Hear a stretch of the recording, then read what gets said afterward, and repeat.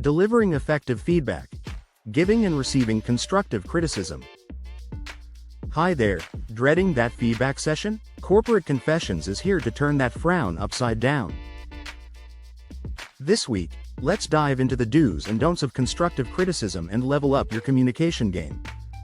We've all been there, that moment when you receive feedback that stings. Or maybe you've been on the other side, the one delivering the tough news. Feedback, when done right, can be a powerful tool for growth. When done wrong, it can damage relationships and hinder progress.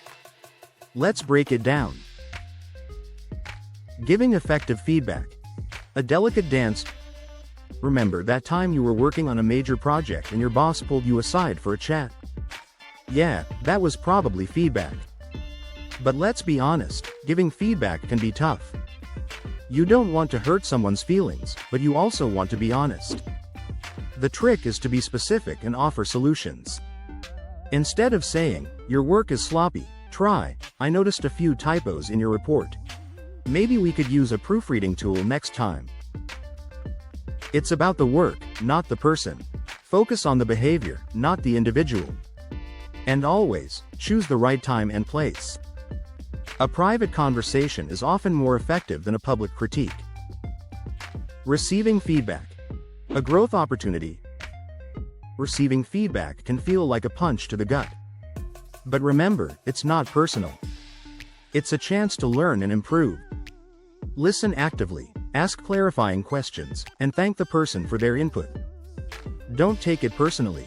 Focus on the feedback, not the person delivering it. And most importantly, use the feedback to make positive changes. Bonus confession. A gentle approach to a dominant colleague. I once worked with a colleague who had a tendency to dominate meetings.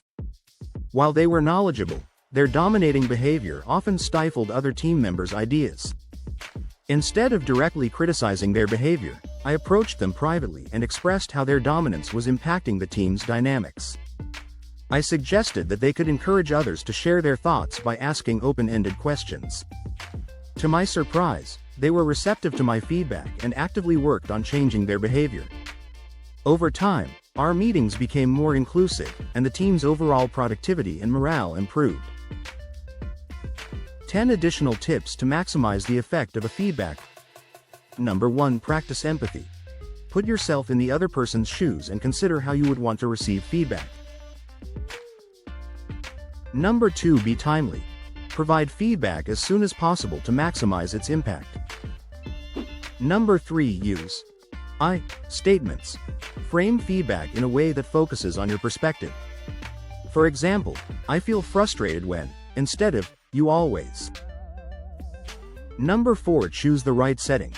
Consider the recipient's personality and the sensitivity of the feedback when choosing the right setting. A private conversation might be more appropriate than a public meeting. Number 5. Be mindful of your tone. Your tone of voice and body language can significantly impact how your feedback is received. Number 6. Balance positive and negative feedback. Sandwich negative feedback between positive comments to soften the blow. Number 7. Avoid generalizations. Avoid using words like always or never. Focus on specific instances. Number 8. The art of the follow-up. Check in with the recipient to ensure they understand the feedback and are taking steps to improve. Number 9. Seek feedback regularly. Don't wait for formal performance reviews. Seek feedback regularly from colleagues, mentors, and managers. Number 10. Practice self-compassion. Don't beat yourself up if you don't always get it right. Remember that time you were struggling with a new skill? A mentor or colleague offered you some valuable advice. That feedback was a gift. It helped you overcome your challenges and achieve your goals.